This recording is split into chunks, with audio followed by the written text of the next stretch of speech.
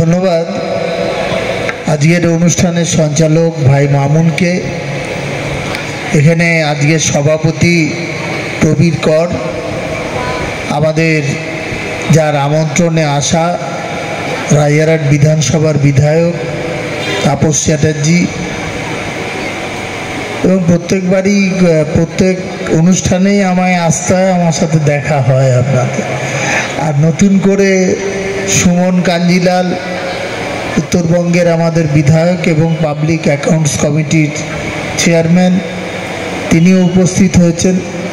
এছাড়া আমাদের সমস্ত জেলা পরিষদের মেম্বাররা, আমাদের পঞ্চায়েতের প্রধানরা, উপপ্রধানরা, পঞ্চায়েত সমিতির যারা কর্মাধ্যক্ষ এবং অন্যান্য জনপ্রতিনিধিরা এখানে এসছেন। সবাই এসছেন একটা মহৎ কাজের জন্য।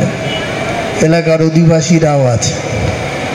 তাপসবাবুর মধ্যে 5টা পঞ্চায়েত আছে, বিভিন্ন শিক্ষা, স্বাস্থ্য আমি শুনছিলাম।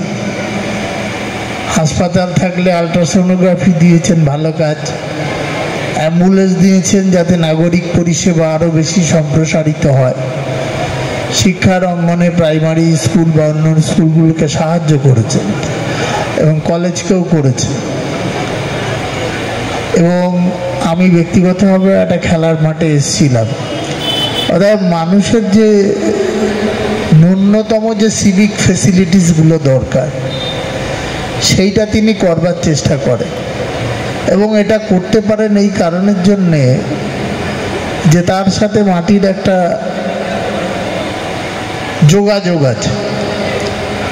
কারণ আপনারা যারা এসছেন তারা এটা আজকে যে একটা নবতম সংযোজন এইখানকার পঞ্চায়েতের এই অ্যাম্বুলেন্সটা দেওয়া,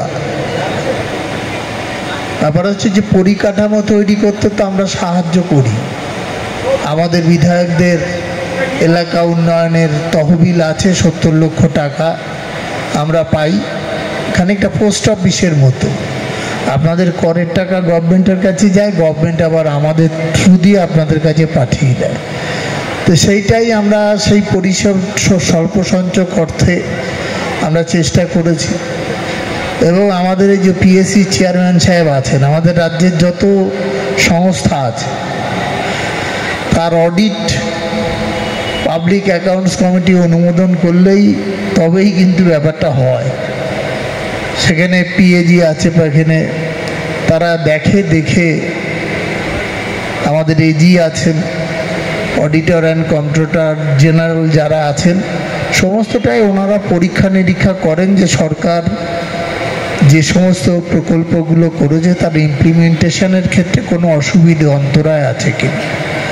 কিন্তু আমি মনে করি যে এখানে আমরা সবাই বাংলার মাননীয় মুখ্যমন্ত্রী মমতা বন্দ্যোপাধ্যায়, আমরা যারা সৈনিক হিসেবে কাজ করি, আমরা চেষ্টা করি মানুষের জন্যে কি ভাবনা ভাবা যায়, এবং বিশেষ করে বিধায়করা। আর এই ব্যাপারে তাপসবাবু একটু অগ্রগণী ভূমিকায় থাকে। আমরাও এই ধরনের কাজ করি, কিন্তু এক এক জায়গায় নাগরিক পরিষেবা একটু এক এক কায়দায়। আবার আমাদের সুমনবাবুরা যখন উত্তরবঙ্গে করেন, ওনারা আরও বেশি কঠিনতম পরীক্ষার মধ্য দিয়ে ওনাদের টাকাটাকে, 70 লক্ষ টাকাটা খুব কম। এখন যা জিনিসপত্রের দাম বেড়েছে, 16 লাখ করে যদি অ্যাম্বুলেন্সে লাগে, 5টা অ্যাম্বুলেন্স করতে গেলে 80 লক্ষ লাগে। সেই জন্য আমরা বছরে বছরে বিভিন্ন কায়দায় এই কাজগুলো করবার চেষ্টা করি। এর একটাই উদ্দেশ্য যে নাগরিকরা যাতে পরিষেবা পায়। কেন রাজ্যের মাননীয় মুখ্যমন্ত্রী, আমরা যারা সৈনিক, আমরা জানি যে আমাদের মুখ্যমন্ত্রী মানুষের জন্য ভাবেন। সে আমাদের কন্যাশ্রী থেকে, সবুজশ্রী থেকে, সবুজ সাথী থেকে, আমাদের লক্ষ্মীর ভাণ্ডার থেকে সব কিছু মানুষের যা প্রয়োজন সেটাই তিনি ভাবনা চিন্তা করেন। আর এখানে তাপসবাবু আর পরিষেবা দুটো একটা অঙ্গাঙ্গী না। বিভিন্ন ক্লাবের অনুষ্ঠান যখন হয় তখনও প্রচুর জিনিস দেন। এবং এই যে এমএলএ হিসেবে সাধারণ মানুষের মধ্যে নিজস্ব একটা ভিত তৈরি করা, মানুষ যেন তাদের ভাবে যে আমি তাদের মানে তাদের কাছের লোক। রবি ঠাকুর বলেছিলেন না যে মোর নাম খ্যাত হোক আমি তোমাদেরই লোক। সে তোমাদের লোক করে নিজেকে প্রতিষ্ঠিতের জন্য তিনি এইভাবে মানুষের যে প্রয়োজনীয়তা আছে সেই কাজগুলো করে থাকে। আমি এখানে শুনছিলাম শুধু অ্যাম্বুলেন্স পরিষেবা না, এর সাথে সাথে মনে হয় কিছু গাছ ফাছ বিতরণ করা হবে।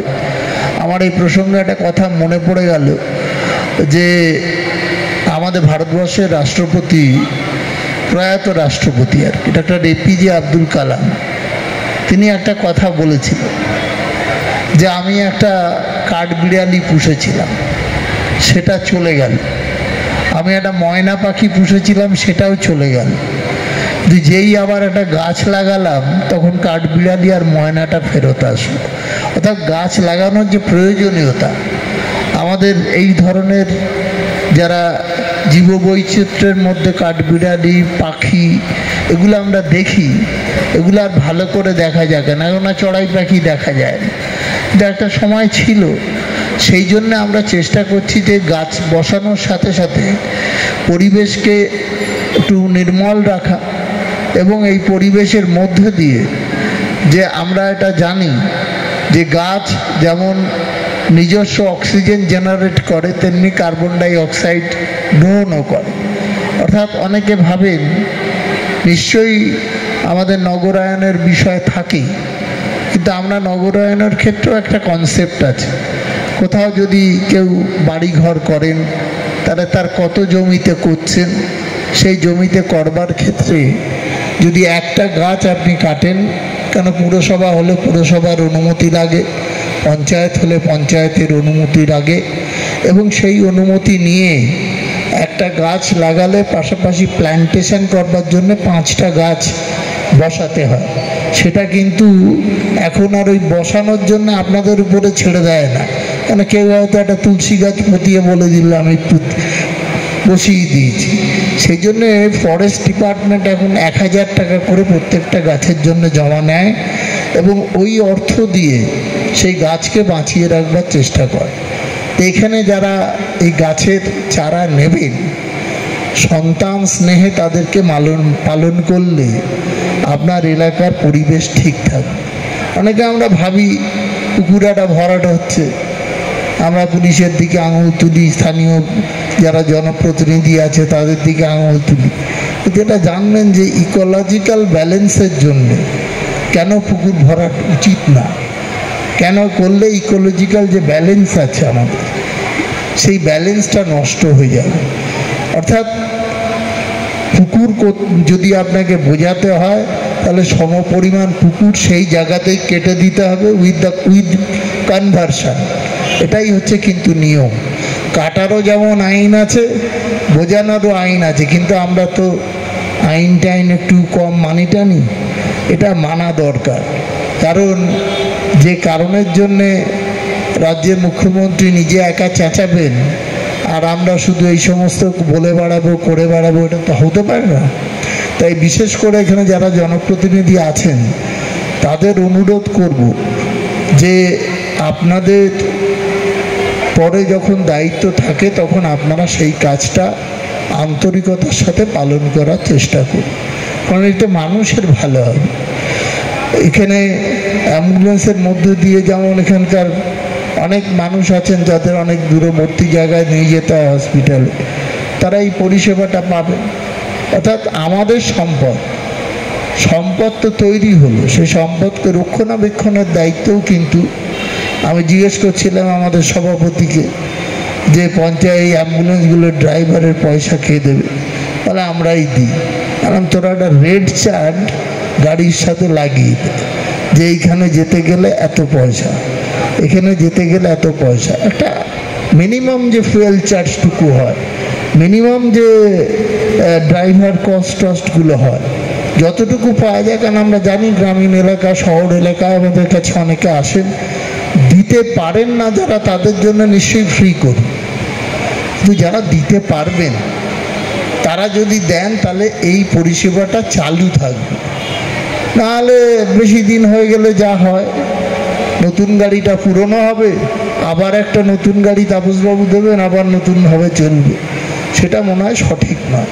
অর্থাৎ আমরা মনে করি যে আপনাদের করের টাকায় যে সম্পদ তৈরি হয় সেটাকে রক্ষা করা দায়িত্ব আপনাদের।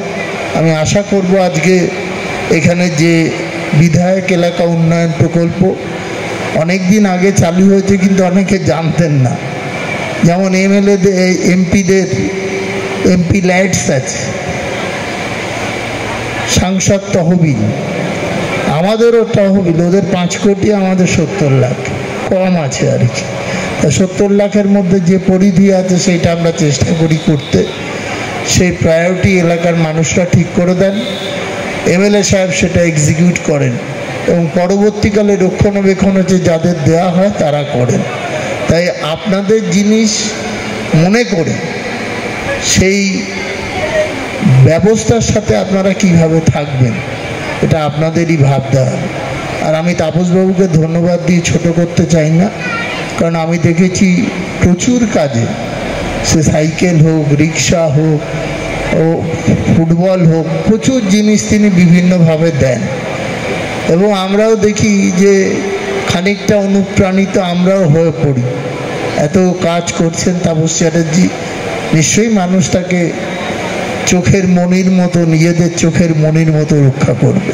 সবাই ভালো থাকবেন, ধন্যবাদ, নমস্কার।